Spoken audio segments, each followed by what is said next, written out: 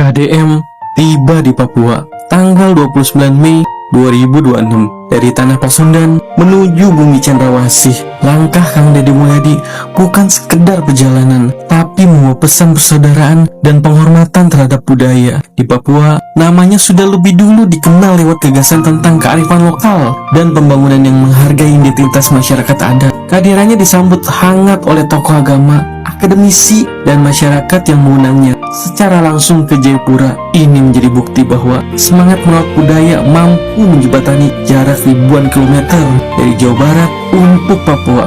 KDM hadir membawa dialog, harapan, dan rasa saling menghormati demi Indonesia yang lebih kuat dan bersatu. Buat kalian gimana nih? Cocok nggak nih jadi R1 nih? Tulis di kolom komentar ya.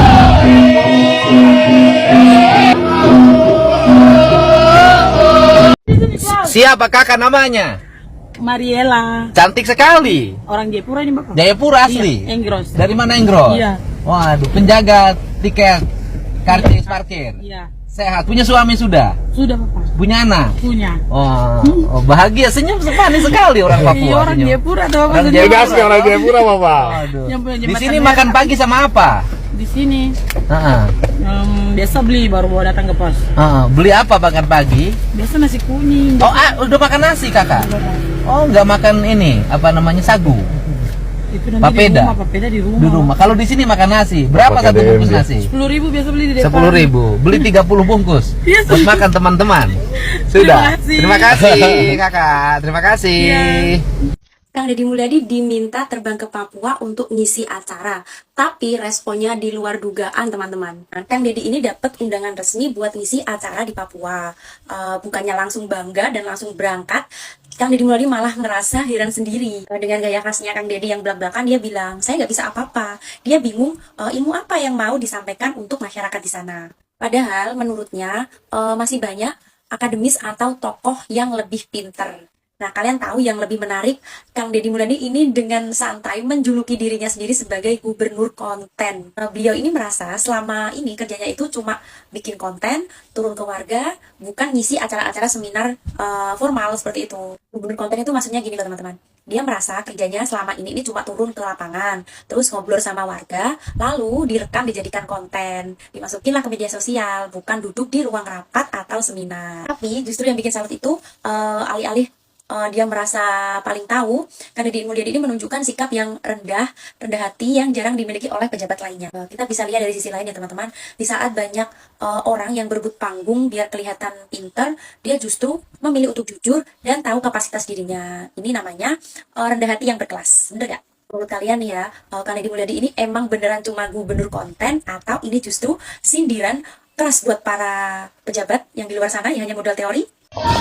Teman-teman, baru-baru ini ada cerita menarik dari Gubernur Jawa Barat, KDM, yang bikin banyak orang sekaligus mikir.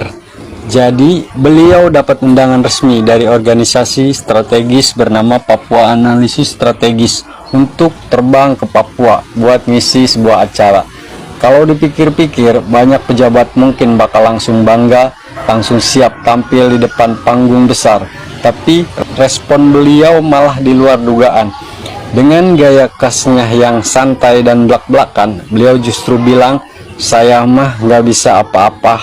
Bahkan beliau mengaku bingung ilmu yang mau disampaikan ke masyarakat Papua. Menurutnya masih banyak akademis, profesor, atau tokoh lain yang lebih pintar dan lebih layak untuk berbicara di forum resmi seperti itu.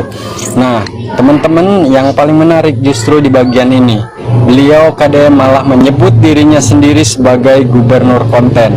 Kedengarannya lucu, tapi kalau dipikir lagi, ada makna yang cukup dalam. Menurut beliau, selama ini pekerjaannya lebih banyak turun langsung ke lapangan, ngobrol dengan warga, dengar keluhan masyarakat, bantu orang kecil, lalu aktivitas itu direkam dan dibagikan ke media sosial. Jadi, beliau merasa bukan tipe pemimpin yang jago pidato, formal di seminar, atau duduk berjam-jam di ruang rapat. Gubernur konten yang dimaksud beliau KDM itu bukan sekedar viral, tapi lebih ke cara demi beliau mendekatkan diri dengan masyarakat lewat media sosial. Karena di zaman sekarang Kadang satu video sederhana yang menyentuh hati rakyat bisa lebih terasa manfaatnya dibanding pidato panjang yang sulit dipahami masyarakat biasa. Dan justru disitulah banyak orang mulai salut. Di saat sebagian orang berlomba-lomba terlihat paling hebat, paling pintar, paling berpengaruh, beliau malah memilih jujur tentang dirinya sendiri. Beliau nggak gengsi mengakui kekurangan dan nggak merasa harus tampil paling tahu. Sikap seperti ini sekarang sudah mulai jarang ditemukan, teman-teman. Apalagi dari seorang pemimpin publik, karena biasanya jabatan tinggi identik dengan pencitraan serba sempurna. Tapi beliau malah tampil apa adanya. Kalau dipikir lagi, mungkin inilah alasan kenapa banyak masyarakat suka sama beliau. Bukan karena pencitraannya semata, tapi karena cara berkomunikasinya terasa dekat dan sederhana. Orang merasa sedang melihat sosok pemimpin yang mau turun langsung, bukan cuma muncul saat acara resmi. Tapi pertanyaannya sekarang, apakah benar beliau ini cuma gubernur konten? Kalau cuma soal konten, rasanya nggak sesederhana itu. Karena di balik video-video yang sering muncul di media sosial, ada pesan sosial yang sampai ke masyarakat. Ada kritik, kepedulian, ada bantuan nyata, dan ada komunikasi yang mungkin lebih mudah diterima masyarakat di era digital sekarang. Mungkin gaya kepemimpinan juga mulai berubah. Pemimpin bukan cuma soal duduk di balik meja kantor, tapi juga soal bagaimana hadir dan dirasakan langsung oleh masyarakat. Jadi menurut teman-teman gimana KDM? Ya, benar-benar cuma gubernur konten atau justru punya cara berbeda dalam memimpin yang lebih dekat dengan masyarakat?